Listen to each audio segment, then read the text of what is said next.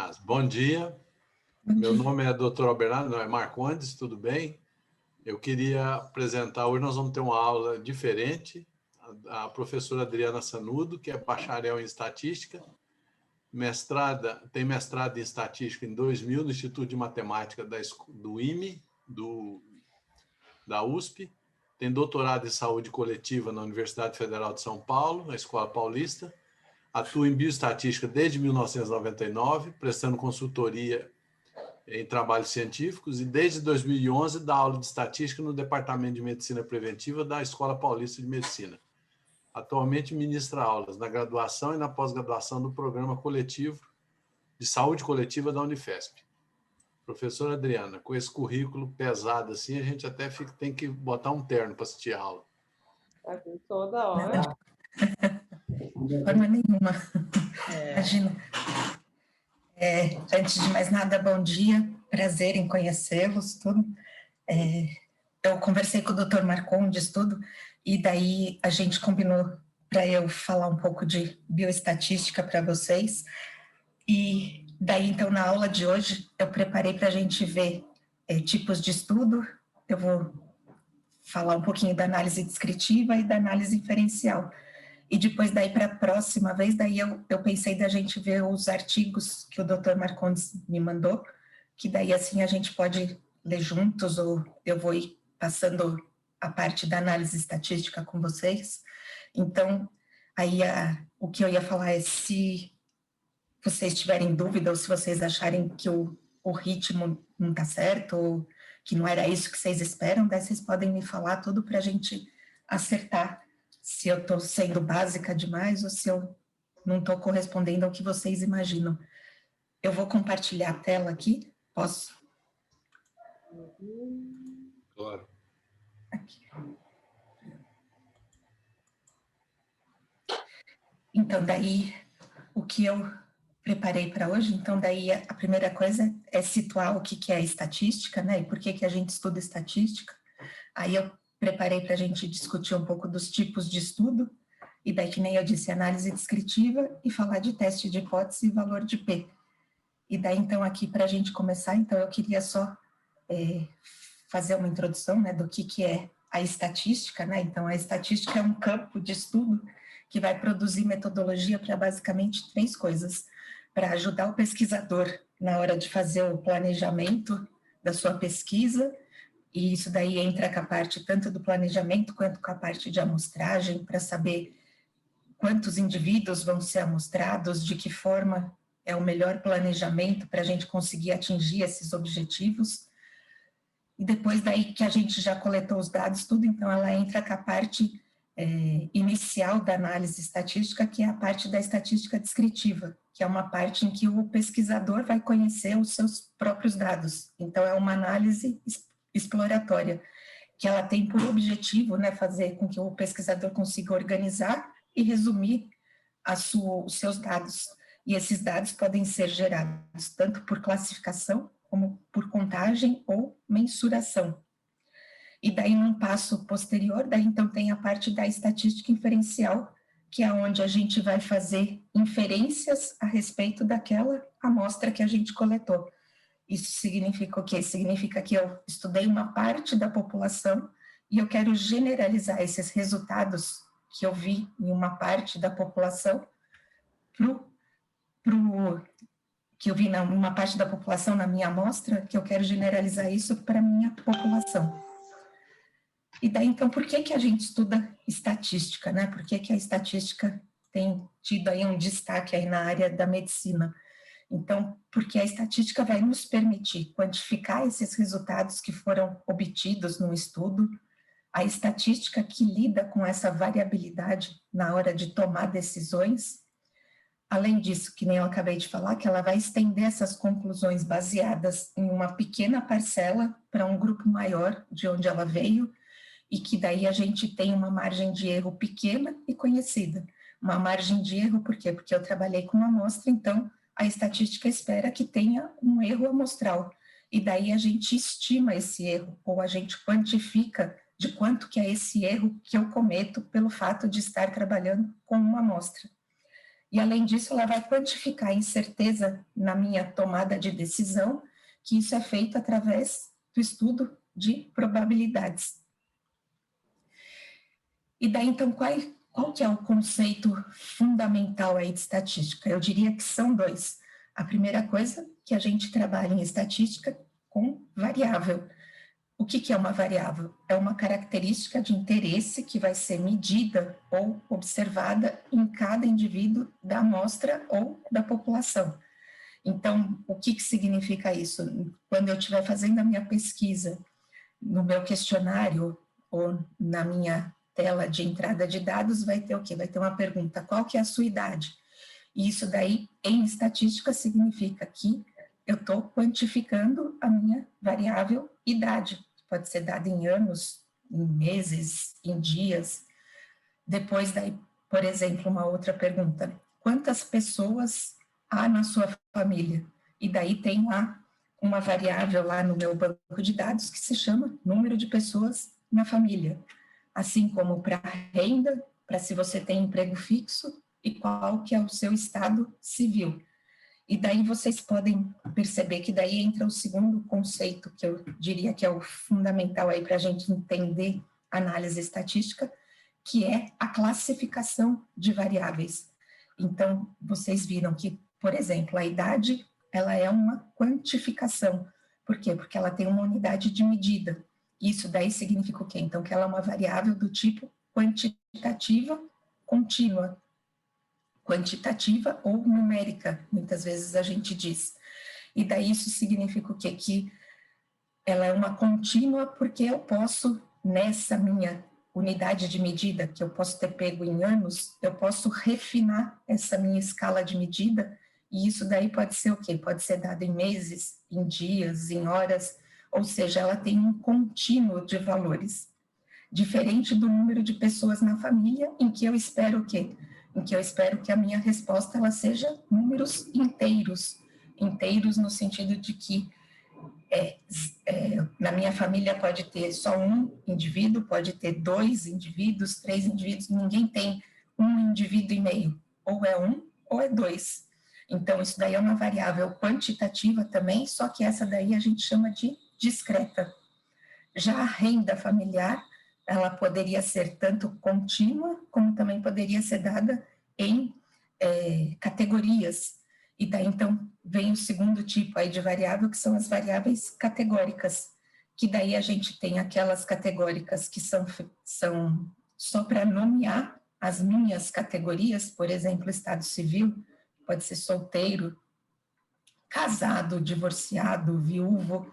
Isso significa o quê? Eu só estou nomeando as minhas categorias, diferente do que renda familiar, se fosse dada em categorias em que eu tenho uma ordenação. Então, daí, o que é importante da gente saber é o quê? Que eu tenho dois grandes tipos de classificação de variáveis, que são as variáveis quantitativas e as variáveis qualitativas. E isso a gente vai falar disso um pouquinho mais para frente. E daí, então, agora eu vou entrar na parte do desenho de estudo, e daí, então, quando a gente começa uma pesquisa, começa em que momento? Ela começa no momento em que o pesquisador tem alguma inquietação, tem alguma pergunta de interesse. E daí isso significa que ele pode ter avaliado, ele pode estar observando algum evento e do qual que ele quer descobrir se aquilo que ele está observando realmente acontece com toda a população, com todos os indivíduos que têm aquela comorbidade, por exemplo. E daí, para isso, o primeiro passo é o quê? A gente vai planejar uma pesquisa. E planejar, ela começa como? Através do tipo de estudo. E daí, então, sempre vem a pergunta, qual que é o melhor desenho de estudo? E daí a resposta é, depende. Porque ela depende da pergunta que a gente vai responder, depende do que eu conheço a respeito disso, e do tempo que eu tenho, e principalmente dos recursos disponíveis. Então, por exemplo, aqui eu trouxe algumas perguntas de interesse aí que um pesquisador pode fazer. Então, ele pode estar interessado em avaliar qual que é a prevalência de hipertensão arterial numa população. Habitar em um local com solo contaminado traz risco à saúde? Ou qual o risco de um homem de 60 anos com IMC maior do que 30 kg por metro quadrado e colesterol elevado ter um infarto agudo do miocárdio nos próximos 10 anos? Ou também pode ser, quais fatores estão relacionados à vitimização por acidentes de transporte? A vacina contra a gripe é eficaz? Então, tudo isso são perguntas que o pesquisador pode estar interessado em responder. E para cada uma delas, então, a gente tem tipos de estudo, desenhos de estudo que são mais adequados ou que seriam os que a gente vai estar avaliando. Então, aqui, no primeiro caso ali, então, quando a gente fala da prevalência de diabetes, então a gente está interessado o quê? A gente está interessado em falar de frequência, de distribuição de agravos à saúde, de doenças, de fatores de risco. Depois, quando a gente pensa naquele exemplo do homem ter um infarto agudo do miocárdio nos próximos 10 anos, a gente está pensando que em um prognóstico de agravos à saúde, a gente está pensando em doenças. Depois a gente pode ter também como interesse avaliar causas ou determinantes ou fatores associados a esses agravos à saúde, a estudar essas doenças, quais são as suas causas. E também eu posso estar interessado, no último caso ali, na eficácia ou efetividade de intervenções em saúde. Então, agora a gente vai esmiuçar um pouco de cada um deles, e daí eu vou ir mostrando para vocês quais são os eixos do ponto de vista de análise que a gente usa para classificar esses estudos epidemiológicos. Então, o primeiro eixo que a gente utiliza para essa classificação é a unidade de informação ou de observação. Isso significa o quê? Que existe aí um tipo de estudo em que a gente não avalia indivíduo por indivíduo, a gente avalia os aglomerados populacionais, que seriam os estudos ecológicos. Agora, se eu estiver avaliando os indivíduos, isso daí a gente está dentro do eixo aí de estudos individuais. Então, ou seja, a minha informação, ela está aí dentro dos indivíduos. Esses estudos ecológicos eu nem trouxe para a gente esmiuçar, porque são estudos mais descritivos e estudos que a gente pouco observa aí nos artigos. Eu pensei na parte clínica que vocês atuam, então por isso que eu nem trouxe muito, para a gente poder ficar avaliando os ecológicos. Oi, pode falar, por favor. Pode perguntando? Claro, à vontade, por favor. Por exemplo, se vai fazer um estudo populacional, de estudo, por exemplo, que nem Framingham, que fizeram estudo lá de 10 anos acompanhando a população. Isso é um ecológico? Não, porque ele está avaliando indivíduo por indivíduo. Então, ele fez um acompanhamento, e daí neste acompanhamento ele tinha as medidas de idade, hábito de fumar, pressão, para cada indivíduo. Então, isso é um estudo individual, que a gente vai ver daqui a pouquinho, que é uma corte.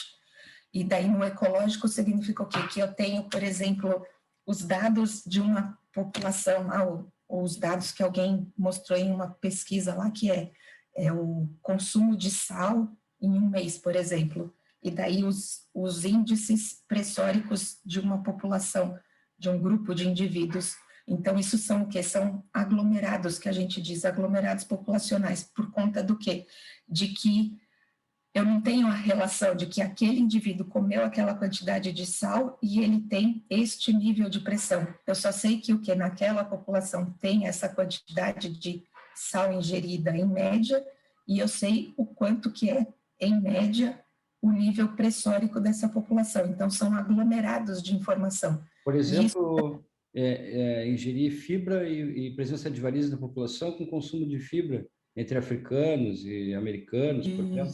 Isso mesmo, porque daí a gente vai tentar ver, ele é um pré-passo, vamos dizer assim, porque daí então ele pode mostrar que existe diferenciações entre populações, assim como o senhor falou, e para daí a gente poder estar investigando aí se tem ou não relação entre essas duas variáveis, mas só que os dados são aglomerados, então eles se referem a um montante de indivíduos. E o que é importante é a gente perceber que não é o indivíduo X que tem este consumo, o indivíduo Y tem este consumo, não.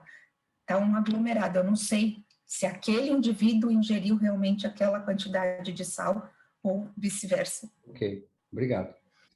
Nada, imagina, pode perguntar e interromper o que vocês quiserem, que assim fica mais fácil. Então, daí a primeira coisa que a gente precisa saber, então, é se o meu estudo ele é individual ou se ele se trata de aglomerado. Aqui a gente vai falar dos individuais. Aí, o segundo eixo que a gente utiliza aí para classificar os estudos epidemiológicos é o poder que o investigador tem em distribuir a variável independente. Mas, espera aí, o que é variável independente? Agora há pouco você falou dos tipos de variáveis, e agora você está entrando com esse conceito de variável independente. Então, o que vem a ser variável independente? Então, as variáveis, elas se classificam de acordo com a sua natureza, que foi o que eu falei agora anteriormente, e ela também se classifica de acordo com o papel que ela desempenha no meu estudo. Então, isso significa dizer, então, que a gente tem alguns papéis que essas variáveis podem desempenhar num estudo.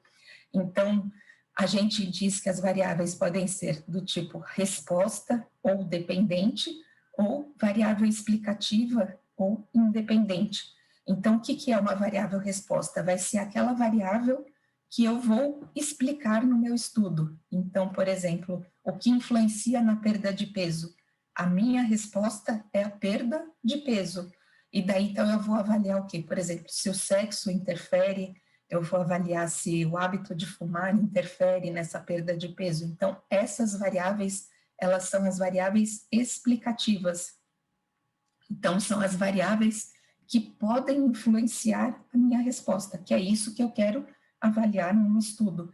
Então, por exemplo, na perda de peso, eu posso estar interessado em avaliar o tipo de dieta, a quantidade de exercícios físicos, o sexo, a idade, e por aí vai.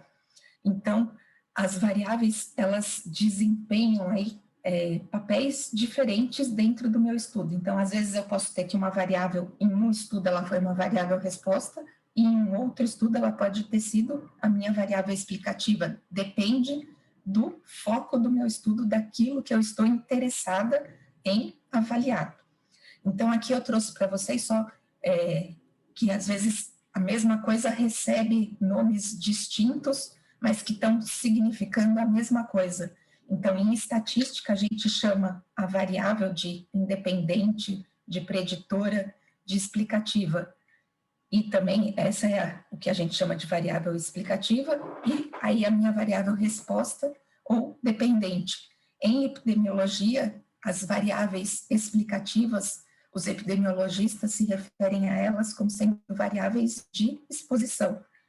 E daí as variáveis resposta, o epidemiologista se refere a ela como sendo a minha variável de efeito. Na clínica, os médicos estão acostumados a chamar a variável que a gente estatístico chama de variável independente como sendo um fator de risco, uma intervenção, uma causa, entre aspas, porque a gente vai ver daqui a pouco, e já a minha variável resposta, que o estatístico chama de resposta, o clínico, ele muitas vezes chama, é o tipo da doença, é o desfecho, ou seja, é como ele está pensando na consequência, aquela causa está afetando o quê? Então, é só para nomear que são nomes distintos, mas que querem dizer a mesma coisa na linguagem, aí no dicionário comum de estatística. Posso perguntar de novo? Claro, à vontade. Tá, voltando ali, professora, a gente, por exemplo, agora está fazendo um estudo comparando ecografia que é feita dentro pelo examinador e ecografia que vinda de fora, feita por serviços terceirizados. O que a gente compara? A gente compara, por exemplo, as respostas que cada um deu para as perguntas, por exemplo, qual é o diâmetro da safena, se tem refluxo ou não tem refluxo. Isso que tipo que seria daí, por exemplo? Então, o que o senhor está interessado em estudar é essa resposta, se tem ou não tem refluxo, o diâmetro... É uma comparação de exames feitos por dois grupos. Isso. Então, mas o meu foco da pesquisa está nisso daí. E daí eu tenho o quê? Eu estou tentando explicar a diferença que pode existir entre esses dois exames de acordo com o examinador que fez esse exame.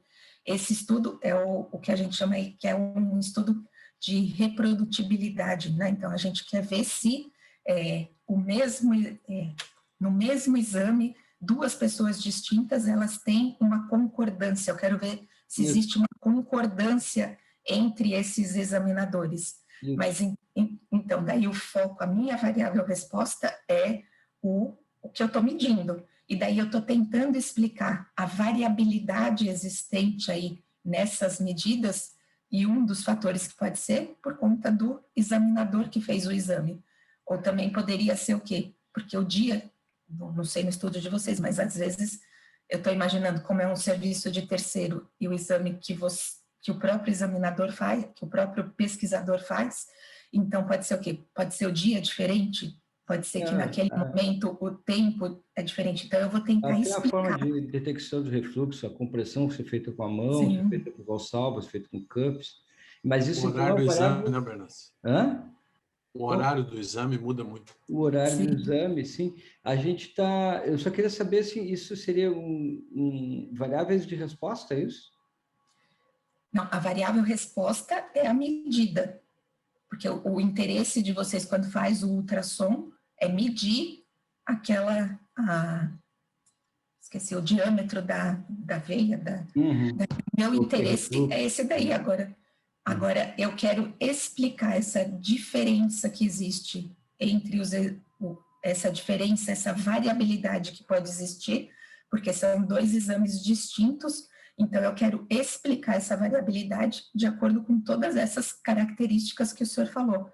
É que aí a gente vai entrar, daqui a pouco a gente vai falar esse é um estudo, é um desenho especial, porque daí eu tenho par de observação. É o mesmo indivíduo que está contribuindo com duas informações. Isso. E isso caracteriza o que a gente chama é um parzinho de observações, e daí então a gente chama isso daí de dados de medida repetida. Então, quando a gente for avaliar isso na análise estatística, eu tenho que levar em consideração que é o mesmo indivíduo que está contribuindo com duas informações. Então, isso daí a gente está diante de um caso de que existe dependência entre os meus dados, porque é o mesmo indivíduo dando duas respostas. Então, a gente tem que levar isso em consideração.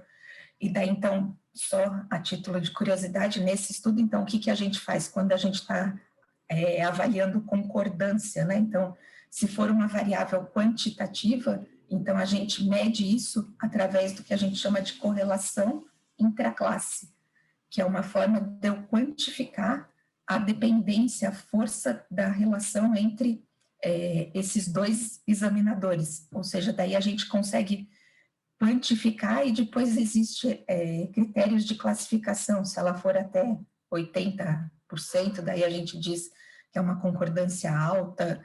Eu não vou me lembrar agora de todas as categorias de pontos de corte. Eu não quero desviar a aula, né? Só minha pergunta é assim, como é que eu classificaria, por exemplo, dentro dessa classificação do slide anterior que a senhora mostrou, esse tipo de estudo? Seria um estudo de dependente ou independente ou de resposta? Então, a gente ainda não viu todos os eixos de classificação aqui. Então, no primeiro caso, ele seria o quê? Ele seria um estudo individual, porque cada indivíduo está contribuindo com uma informação, e daí, então, a gente está vendo o quê? Que a minha variável resposta vamos pegar uma delas, que é a medida do diâmetro que vai ser aferido pelo ultrassom. E daí, então, a gente vai tentar explicar essa variabilidade de acordo com o examinador que fez o exame. Então, a minha variável resposta seria o diâmetro e a minha variável explicativa seria o examinador. Certo. E daqui a pouco a gente vai falar de outras coisas, que daí a gente depois pode voltar de novo no exemplo pode aí. Ter mais de uma variável no mesmo estudo, é isso? Pode, Tá. pode, Isso porque geralmente... Não estava entendendo. Então, pode ter, porque a gente, quando está tentando explicar uma variável resposta, então a gente sabe, na prática clínica, que não é porque a idade está aumentando que a pressão sistólica está aumentando. Então, tem sempre outras variáveis que podem estar interferindo nesse acréscimo aí de pressão sistólica, pensando que eu estou tentando explicar esse acréscimo de pressão sistólica, essa diferenciação de pressão sistólica entre os indivíduos. Então, daí pode ser o quê? Pode ser a idade, pode ser o IMC, pode ser o hábito de fumar, ou seja, tem várias variáveis que podem me ajudar na explicação da diferença aí da pressão sistólica, quer seja na média da pressão sistólica, quer seja nesse acréscimo que está existindo. Então, aqui a gente está falando o quê? É que a gente começa com o caso mais simples, que é 1 para 1. Então, é uma variável resposta e uma variável explicativa. Nesse exemplo que o senhor deu, então, eu já tenho a minha variável resposta aí, no caso, seria o quê? Seria essa medida. E daí, como que eu fiz isso daí? Então, eu tenho que cada examinador está dando uma medida. Então, seria um bloco. Então, se eu fosse construir a minha planilha de dados, eu ia ter o examinador 1 e as medidas que ele teve de cada um dos meus indivíduos. E o meu examinador 2, para aquele mesmo indivíduo 1 que o examinador 1 mediu, qual que é a medida que ele obteve e assim por diante. Então, por isso que eu falei que é um par de informações, porque sempre para cada indivíduo eu vou ter duas respostas. E daí, como é o mesmo indivíduo, isso gera o que a gente chama de uma dependência nos dados, que tem que ser levado em consideração, que a gente vai ver daqui a pouquinho aonde que ela entra aí, essa parte da dependência nesses eixos de classificação. Depois daí, daqui a pouco a gente pode voltar aí de novo. Então, aqui eu só trouxe um exemplo aqui de que aqui era um caso mais simples aí. Então, por exemplo, eu quero avaliar a incidência de doença aterosclerótica do coração se depende da concentração sérica do colesterol total. Então, isso quer dizer o quê? Eu quero avaliar a minha variável resposta, a minha variável dependente vai ser o quê? A incidência de doença aterosclerótica do coração. E eu vou tentar explicar essa minha incidência através do quê? Através da concentração sérica do colesterol total. Então, esse estudo aqui poderia ser o quê? Eu pego, no início do estudo, eu pego um grupo de indivíduos e eu sei que todos eles não têm doença aterosclerótica. E daí, então, eu pego no início do estudo, todo mundo está sem essa doença e eu meço o colesterol total. Aí depois daí passa, sei lá, no ano seguinte, eu vou lá e pego esses mesmos indivíduos e vou ver de novo a concentração do colesterol total, e daí eu vou ver o quê? Será que nesse um ano alguns indivíduos podem ter tido um evento de interesse e outros não? Então, significa o quê? Que eu estou fazendo um acompanhamento, eu estou acompanhando esses indivíduos e daí eu estou interessado em saber o quê? A hora que ele se transforma aí em um doente. Então, aí eu vou tentar explicar isso daí. Por exemplo, a gente está imaginando que essa concentração do colesterol, ela pode estar influenciando nessa incidência de doença. Mas é óbvio que se eu fizer um estudo desse porte, então não vai ter só a concentração sérica de colesterol, deve de ter outras variáveis de exposição. Pode ser se ele fuma ou não fuma, pode ser a idade desse indivíduo. Então, vai ser um conjunto de fatores para me ajudar na explicação da incidência da doença aterosclerótica, que é tipo o estudo de Framingham que ele fez. Então, ele estava avaliando aí os indivíduos e daí ele estava avaliando a incidência de doença e ele tinha várias variáveis que poderiam ser as variáveis de exposição. Podemos ir? Uhum. Então, aqui, daí a gente viu, daí aqui a gente viu lá o poder, então a gente tem se o estudo ele é de aglomerado ou se ele é individual.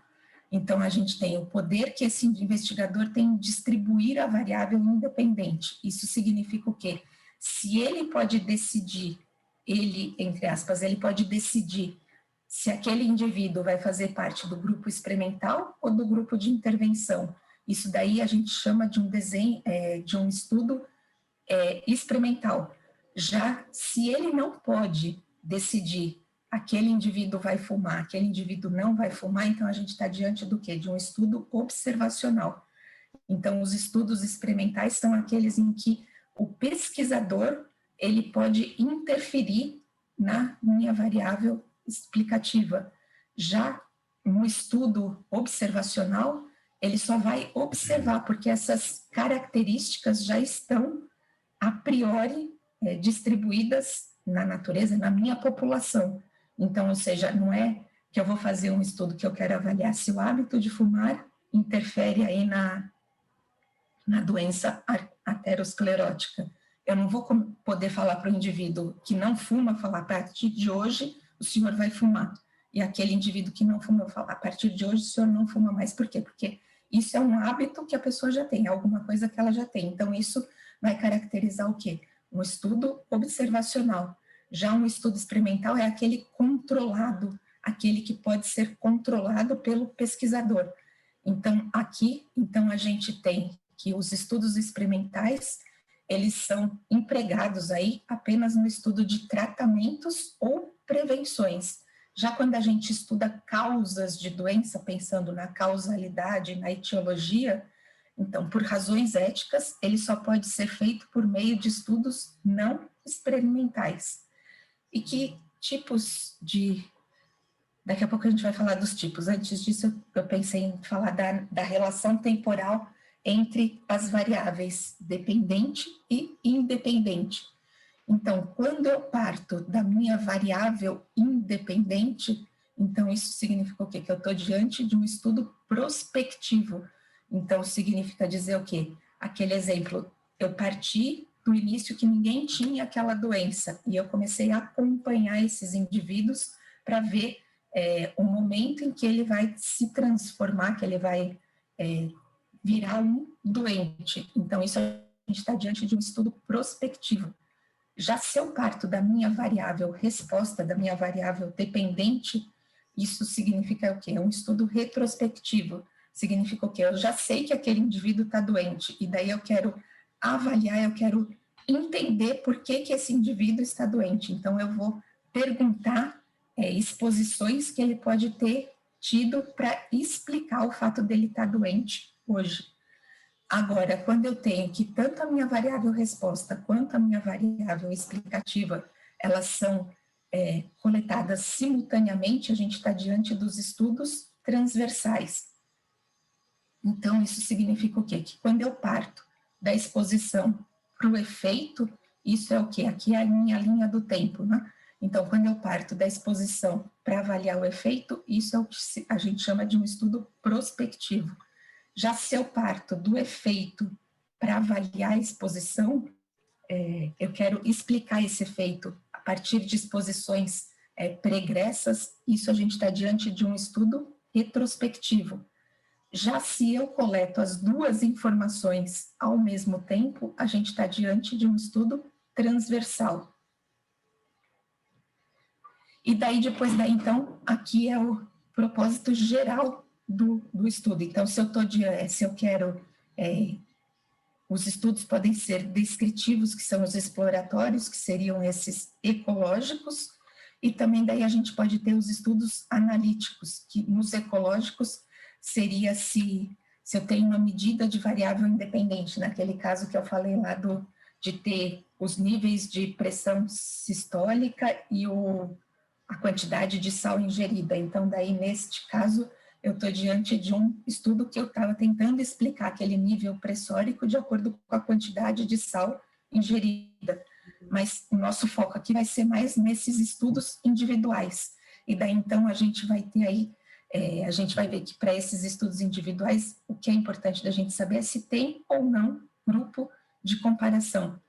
Então, aqui eu trouxe um quadro para a gente ver todas essas características aí simultaneamente aí. Então, os estudos, eles podem ser classificados de acordo com a minha unidade de análise, de acordo se o investigador pode ou não decidir a minha variável independente, a minha variável resposta, de acordo com a relação com o tempo, a existência ou não de grupo controle. E aqui a gente vai agora nomear quem são esses estudos, o campo de interesse dele e qual que é a medida de frequência ou a medida de efeito que a gente tem em cada tipo de estudo.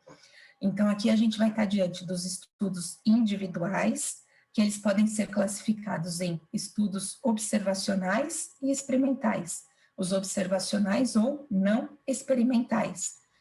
Dentro do grupo aqui dos estudos observacionais, eles podem ser tanto retrospectivo, como transversal, como prospectivo.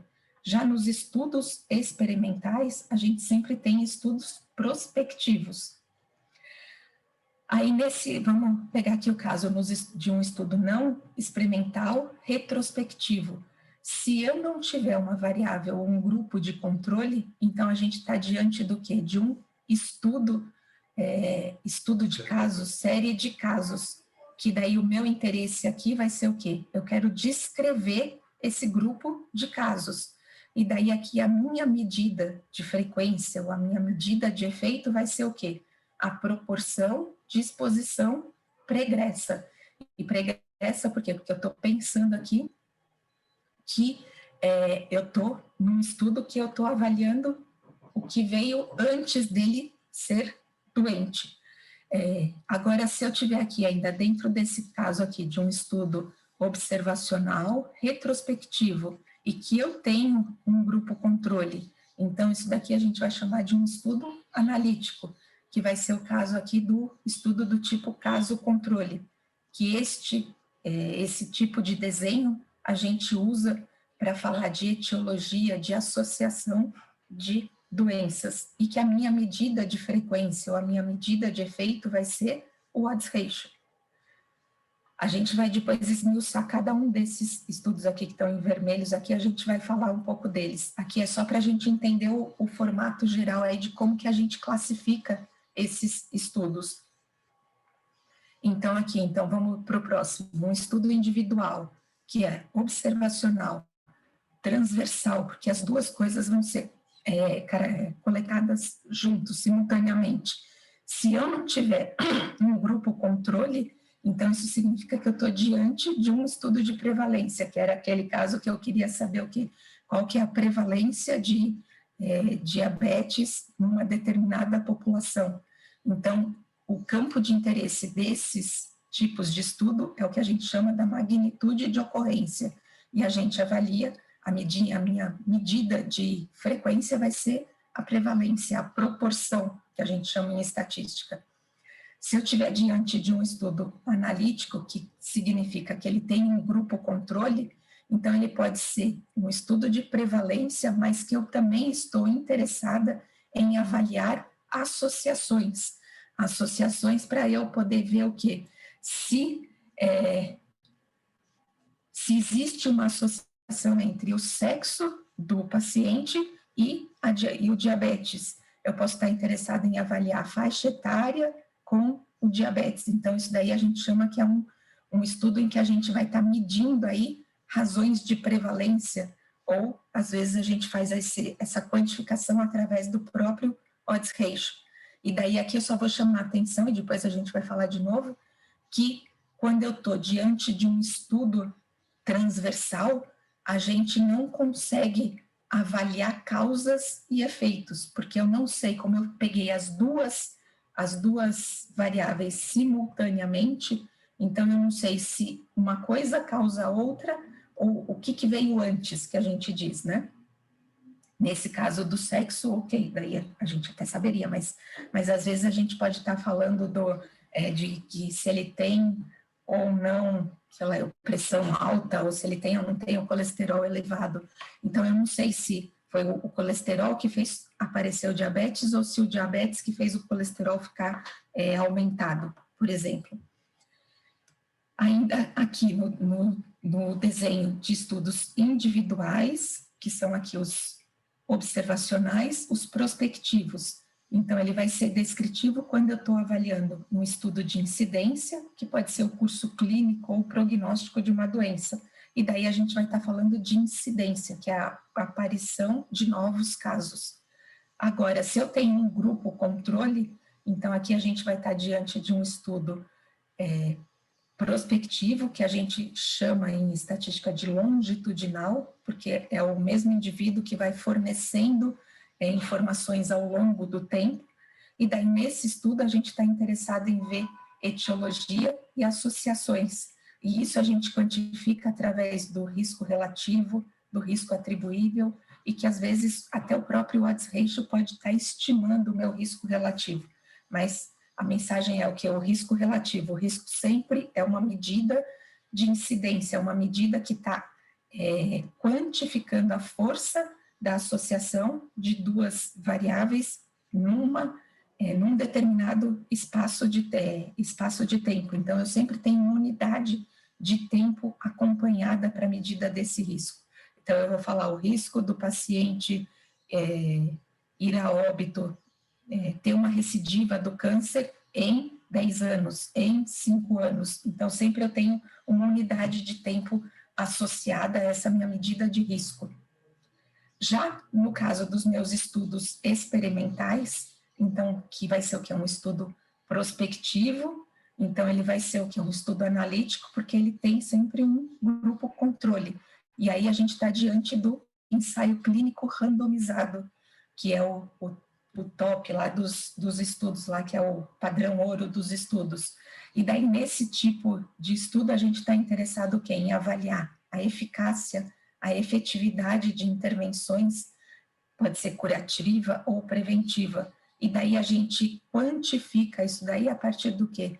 Da redução relativa, do risco, através do número necessário de tratamento, número necessário para tratar, que é o NNT. Então, aqui eu só quero fazer uma ressalva aqui, então, de que existe também ensaios clínicos aqui, que a gente chama, às vezes, de estudos quase experimentais, que eles são o quê? São ensaios clínicos controlados, entretanto, que eles não têm uma randomização. Então, às vezes, eu posso estar interessado em avaliar se uma intervenção ajuda ou não na prevenção de uso de drogas. Então, daí, às vezes, pode vir uma ordem, vamos dizer, o Ministério da Saúde, que está bancando esse estudo, então ele diz, não, mas você vai estudar isso daqui nesses determinados estados. Então, não foi que eu sorteei os estados, eu não randomizei os estados, ou eu não randomizei a minha intervenção, se aquela escola vai receber a intervenção e a outra escola não vai receber. Então, muitas vezes, isso já vem antes, então eu não consigo fazer uma randomização. Então, isso é o que a gente chama de um estudo quase experimental, porque ele está quase um ensaio clínico. Ele só não teve a randomização. Então,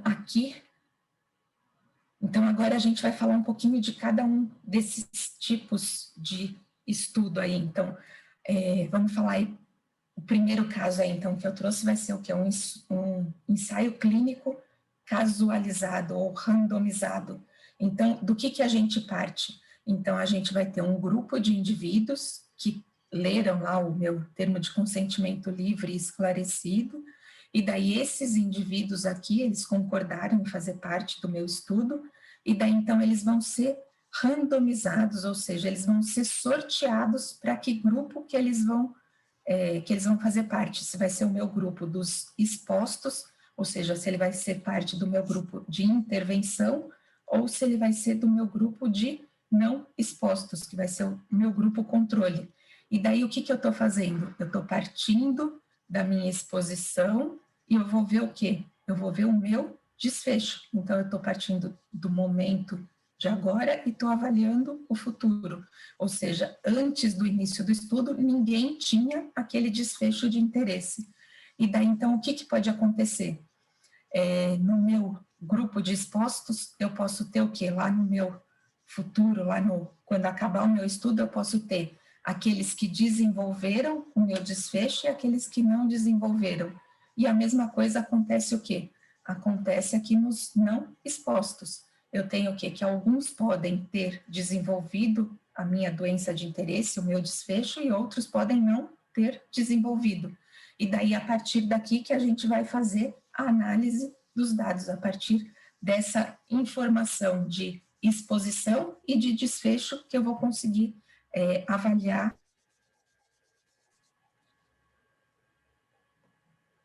Agora vamos aqui para os estudos de cortes.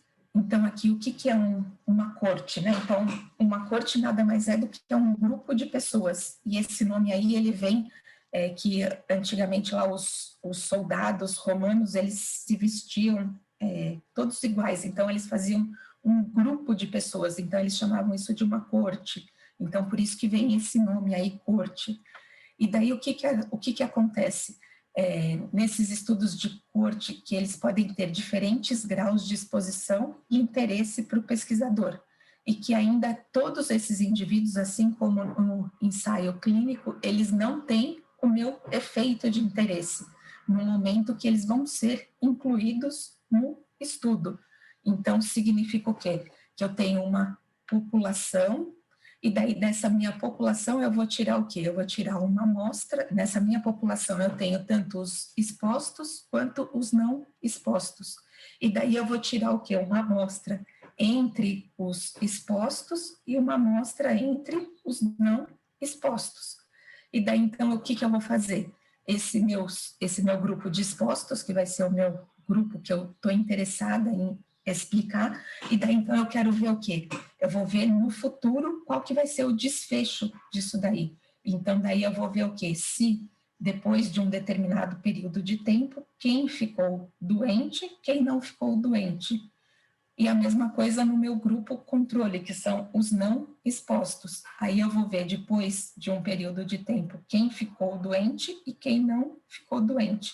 E a partir daqui a gente vai partir para a análise dos dados. Agora, o que é só uma ressalva, a gente sempre chamou os estudos de corte de prospectivos.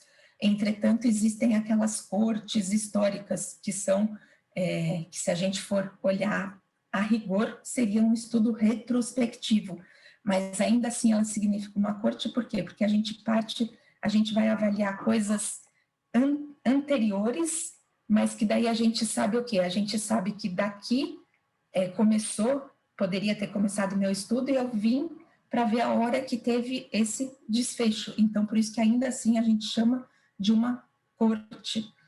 Ela pode ser o quê? Uma corte histórica, por conta de que esses dados já foram armazenados, já foram coletados.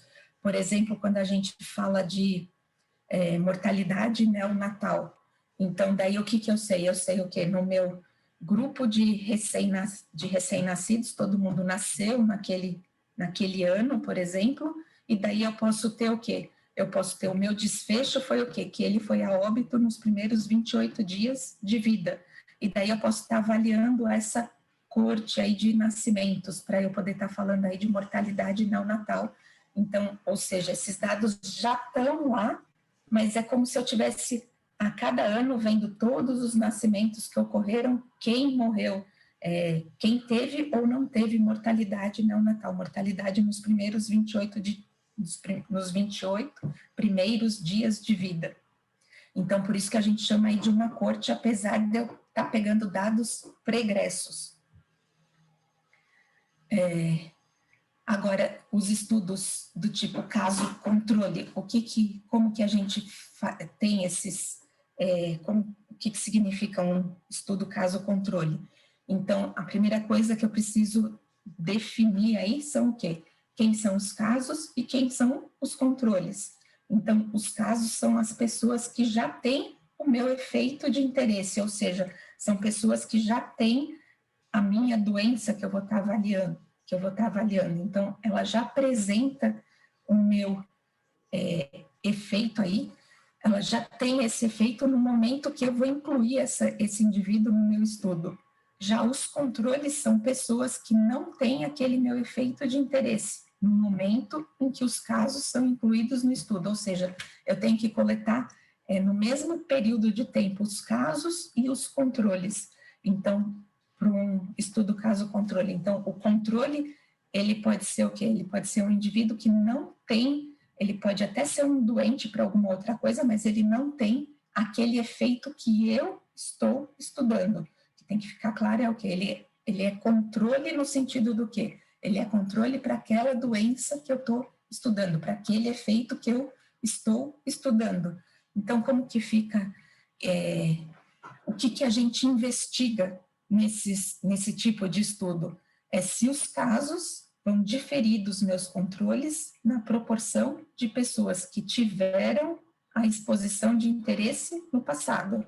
Então, o que significa isso daí? Então, significa que eu vou a minha população está aqui, então nessa minha população eu tenho tanto doentes quanto não doentes, e daí então eu vou partir do quê? De uma amostra de doentes e de uma amostra de não doentes, e daí então o que eu vou ver? Eu vou investigar o passado desses indivíduos, eu vou perguntar a respeito de exposições que ele pode ter sofrido antes dele ter ficado doente. Então, daí a gente vai achar quem são dentro dos casos, quem são os expostos, quem são os não expostos, e dentro do controle, quem são os expostos e quem são os não expostos. E daí, a partir daí, a gente vai ter a análise de dados.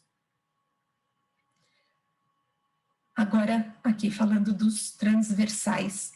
Então, aqui o que a gente tem? Então, no estudo transversal significa o quê? Eu tenho uma amostra e nessa minha amostra, eu tenho uma população-alvo e dessa minha população-alvo eu vou retirar uma amostra. E nessa amostra eu vou avaliar simultaneamente tanto a exposição quanto o meu desfecho. Então, a gente tem o quê? A gente tem os expostos doentes, os expostos não doentes, os não expostos doentes e os não expostos não doentes. Ou seja, ao mesmo tempo eu vou ver se ele teve a exposição e se ele está ou não doente, se ele tem ou não tem aquela doença que eu posso estar interessada em avaliar. E a partir daqui a gente vai vir para a análise dos dados. Então, aqui vamos só fazer um apanhado geral aí. Então, a gente tem o quê? Então, para eu classificar um estudo, então eu sempre tenho que ter o quê? Saber quem é a exposição e quem é meu efeito. E daí, então, o que eu tenho? Se eu parto da exposição para o meu efeito, então eu estou diante de um estudo prospectivo, e isso daqui vai ser o quê? Um estudo do tipo coorte. Agora, se eu parto do meu efeito e vou para cá para avaliar a exposição, então isso daqui vai ser o quê? Um estudo do tipo caso-controle. E daí, então, qual que é a vantagem aqui de um e de outro aqui? Então, no meu estudo de coorte, eu tenho que ele vai ser mais informativo, porque ele vai detectar os eventos na medida que eles vão ocorrendo. E qual que é o prejuízo disso daí? Eu vou ter que ter o quê? Eu vou ter que ter muitos indivíduos para serem avaliados, eles demoram muito tempo, ou seja, eles vão ser muito mais caros. Já num estudo do tipo caso-controle, o que eu tenho? Eu tenho menos pessoas, né? Então, por isso ele vai ser mais rápido e mais barato, entretanto, ele vai ser menos informativo, porque ele vai ter o quê? Ele vai estar estudando exposições pregressas, e nessas exposições pregressas, eu só vou estar podendo avaliar indivíduos que sobreviveram para ser investigados. E, além disso, também eu posso ter um viés de memória, que a gente chama, no sentido do quê? De que se a pessoa está doente, então ela tem muito mais interesse em pensar naquelas exposições que ela pode ter sofrido, aquelas exposições que eu estou perguntando, do que uma pessoa que não está doente. Então, às vezes, a pessoa que está doente, ela pode tentar lembrar de uma forma mais importante, assim, ela pode tentar colocar que ela precisa lembrar tudo que ela foi, a que ela foi exposta, enquanto que uma pessoa que não está doente não tem tanto esse interesse aí. Dúvidas? Alguém quer perguntar alguma coisa? Foi muito rápido? Não, Tá bom. É o seguinte, já são 9 horas, se alguém tiver algum compromisso, né, Bernardo? Sim. 9 horas já, né? É. A gente... Nós ainda vamos longe, professor? Sim, mas daí eu tinha feito uma aula, agora que eu estou lembrando, se eu tinha falado de 1 hora, é que é muita informação para pouco tempo. É muita informação. Não, e aqui está resumido, eu ainda fui rápida, porque aqui a gente estuda isso às vezes um semestre inteiro. Não sei, daí então, porque daí agora a gente ia entrar aqui na parte da análise de dados mesmo, né? Daí na parte de... Aqui eu só vou fechar com isso daqui e depois daí a gente vê o que nós fazemos. Pode mais 5 minutos, 10 5 minutos? Tudo bem. Vou fazer uma perguntinha rápida, professora. Tem um grupo de Barcelona que estuda todos os casos de agranulocitose que chegam no laboratório. Eu estava estudando sobre o dobesilato de cálcio, que eles têm essa crítica por causa da granulocitose. E eles estudam todos que chegam com a granulocitose na cidade e vão atrás das últimas medicações que os pacientes tomaram nos últimos 6 meses. Isso é caso controle? E é um estudo de caso, porque ele está estudando só aqueles que têm a granulocitose, é isso? Então, ele está estudando só esses indivíduos que têm isso daí, e daí ele vai perguntar essas exposições, mas isso daí é o que? São só os casos. Então, ele teria que ter para os controles, então, se ele quisesse fazer um estudo do tipo caso-controle, ele podia pegar para esse indivíduo que tem a doença, ele poderia, por exemplo, pegar um indivíduo controle que não tem essa doença, e daí poderia ser o quê? Poderia ser o vizinho mais próximo, ou sei lá, alguma pessoa que está ali dentro daquele quarteirão e que não apresentou aquele evento de interesse. Daí sim eu teria um caso e um controle. Legal. Mas aí, do jeito que o senhor está me falando, parece ser só uma série de casos e ele está investigando aí primeiro quais são as exposições que esses casos tiveram. Isso. Tá bom. Obrigado. Então, daí, só para a gente fechar aí na parte de estudos, então, a gente costuma brincar que os epidemiologistas, eles sempre costumam resumir os resultados deles em tabelas 2x2, que são tabelas de dimensão 2, que a gente chama, 2 linhas por 2 colunas. Então, aqui, quando eu parto da minha exposição, e daí eu vou ver quem teve e quem não teve o efeito, ou então eu parto do meu efeito, quem teve e quem... do meu efeito, quem ficou doente, quem foi exposto e quem não foi exposto. Isso daí significa o quê? Então, que no estudo de Porte, então eu parto aqui do que a gente chama lá daquelas letrinhas que foram aparecendo ali nos meus slides anteriores. Então, eu parto o quê? Do meu grupo de expostos e do meu grupo de não expostos. E eu estou interessada em ver o quê? A doença. Então, eu estou interessada em comparar a porcentagem de doentes entre os expostos com a porcentagem de doentes entre os não expostos. Aí, aqui já, que é a mesma coisa que um ensaio clínico faz, que ele também inicia aí com os expostos e os não expostos, só que daí ele está interessado o quê? Então, aqui ele tem uma intervenção que ele está avaliando, e daí o efeito que ele quer estudar pode ser a cura ou a melhora daquilo que ele está avaliando. Já no estudo do tipo caso-controle, a gente parte do quê? Eu inicio com os meus casos e com os meus controles, que são o A mais C e o B mais D. E daí eu vou avaliar a exposição, se ele foi ou não exposto. E daí, então, eu estou interessada em comparar o quê? A proporção de expostos entre os casos com a proporção de expostos entre os controles. Já no transversal, eu posso ter partido do quê? Eu posso ter partido, por exemplo, eu posso estar interessada em estudar, então, eu posso estar interessada em avaliar esse meu efeito aqui, eu posso estar interessada em avaliar se essa minha exposição, ou seja, partir aqui desses meus expostos e tentar ver o que, se existe ou não essa diferença. Mas também eu poderia ter partido daqui, desse A mais C, ou seja, eu parto do meu total geral e daí eu posso fixar se eu quero estudar exposição e daí eu vou comparar aqui essa porcentagem, ou também eu poderia pensar o quê? Que eu vou partir do meu efeito e daí eu vou comparar aqui a minha exposição. Aí depende daquilo que eu estiver avaliando, daquilo que eu estou interessada. Então, de uma maneira resumida, então a gente tem o quê? Quando eu, aqui sempre pensando na exposição, vai estar na linha e o meu efeito na coluna. Então, quando eu parto da minha exposição, eu estou diante de um estudo prospectivo.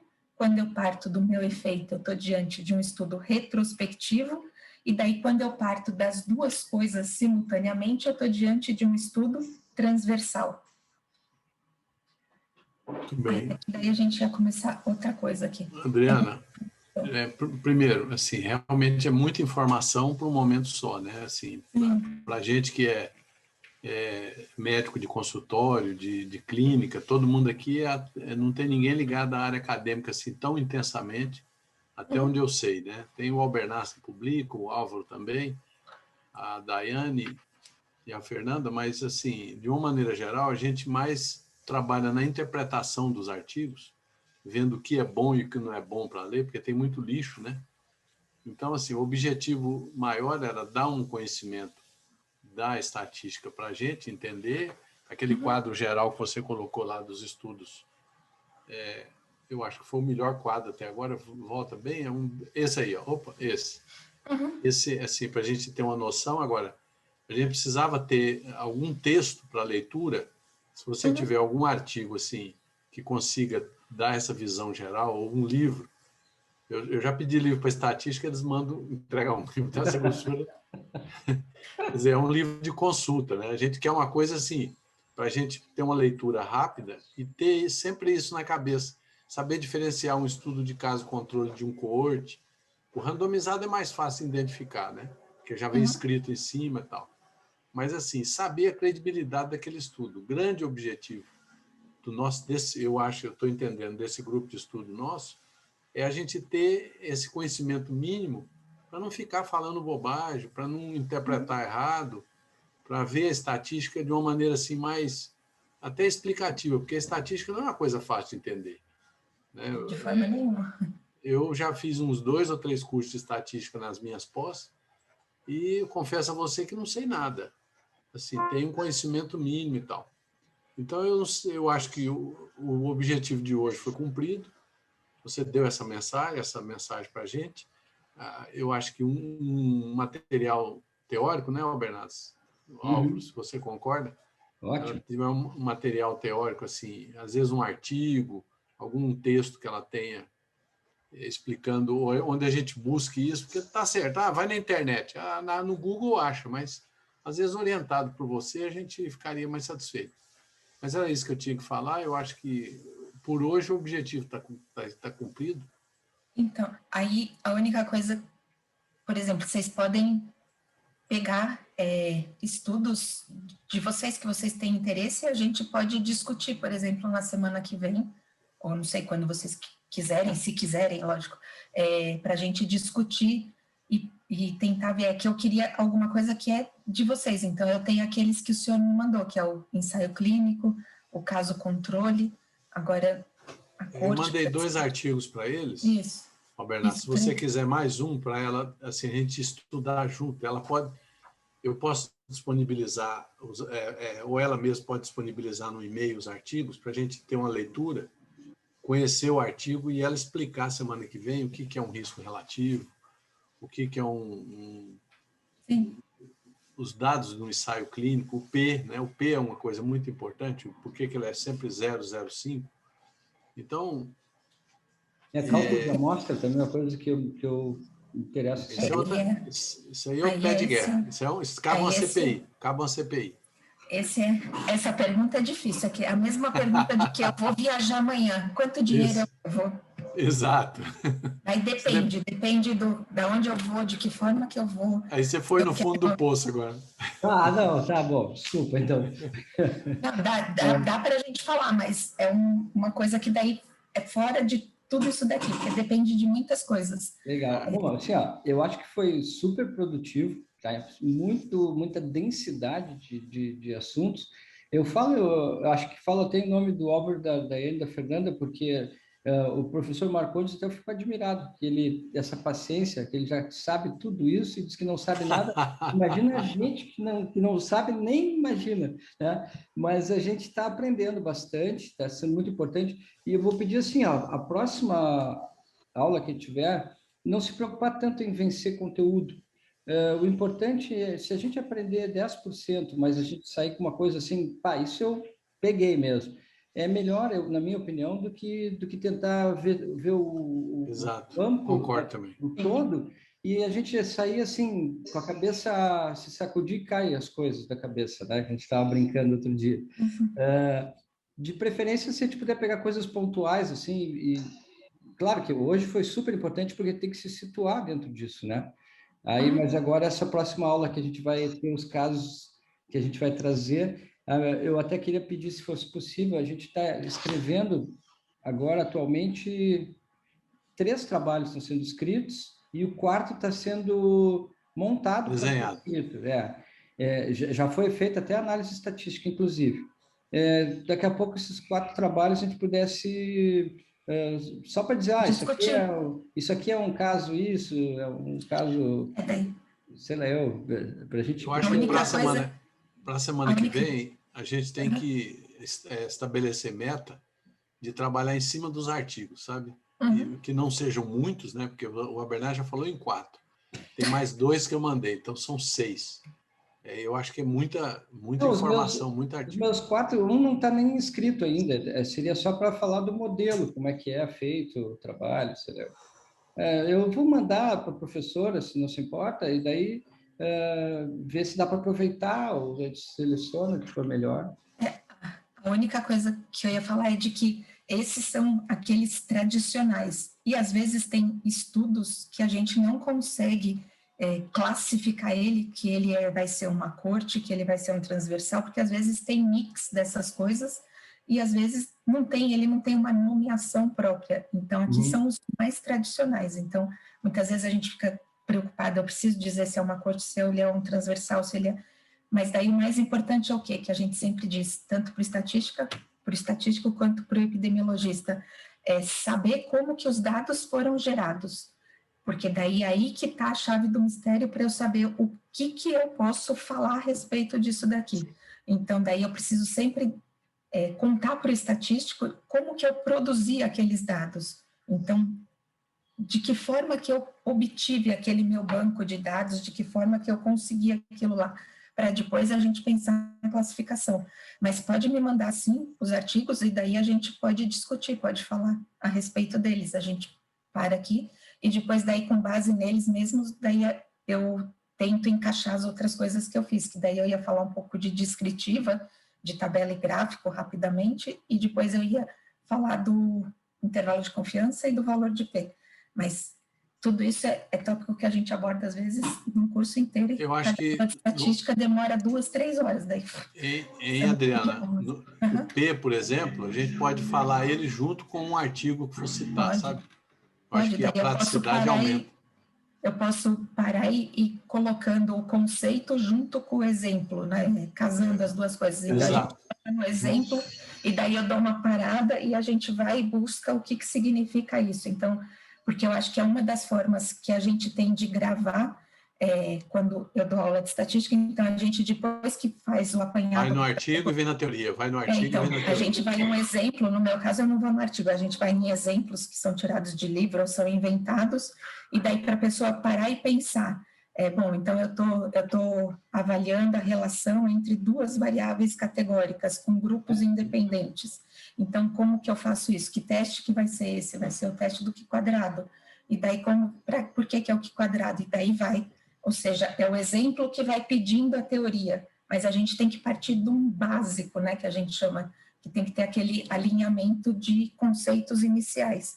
Então, a gente pode agora, na próxima aula, pegar o artigo e daí esmiuçar um pouco o tipo de estudo, e daí a gente vai vendo o que o artigo está mostrando para a gente ir colocando a teoria em cima, porque eu acho que fixa melhor na memória. Sim, claro. Porque daí a pessoa sabe, bom, ele encaixa nisso daqui. Bernardes, eu separei para ela, eu não lembro o caso controle, mas o ensaio clínico eu lembro muito bem, o estudo COMPAS, do uso do rivaroxabana na arteriosclerose periférica, sabe? Legal. É um estudo grande de 7.000 pacientes, né? Então, eu acho que vai ser legal. O caso controle eu não lembro, mas se você puder depois, Adriana, disponibilizar para nós esses artigos. Aqui, ó, tá vendo? O senhor tinha me mandado também esse daqui, que é das espumas, que o senhor falou, e esse outro aqui, ó, que é o de caso controle, que é esse. Ah, tá. Fatores de risco de ulceração venosa. Tá bom, Bernardo, esses casos, esses 3 artigos aí para a gente discutir? Maravilha. Então, pronto, tá fechado.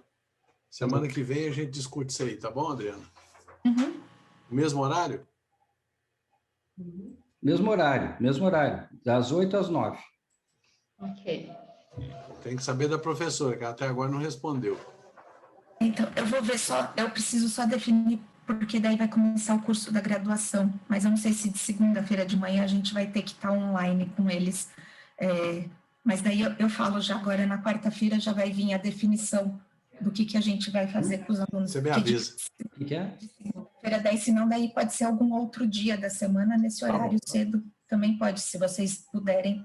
Tá bom. Tá sem som. Pode ser das 7 às 8 também, se for melhor para a senhora, tá? Não tem... É que eu preciso das crianças dela. Eu preciso botar meu filho na escola, né, no online aqui, que daí é uma guerra aqui. Então, daí se eu bobeio, ele não acorda. Então, por isso que daí talvez das 7 às 8 é mais difícil. Fica um pouco mais difícil para mim, por conta então, desse. tá bom. Tá bom, gente, eu tenho que sair. Adriana, foi um prazer, viu? A gente se fala semana que vem. Meu. Tá bom, tá. Eu escrevo para o senhor depois. Bom dia a todo mundo aí. Posso mandar os slides para vocês? Posso mandar esses slides? Pode. Tá bom? Tá bom, então. Um abraço, então. Tchau, tchau. Abraço, prazer. Obrigada, viu? Tchau. Tchau, obrigada, Adriana. Tchau. Você conseguirá ver a segunda parte clicando aqui. Não percam!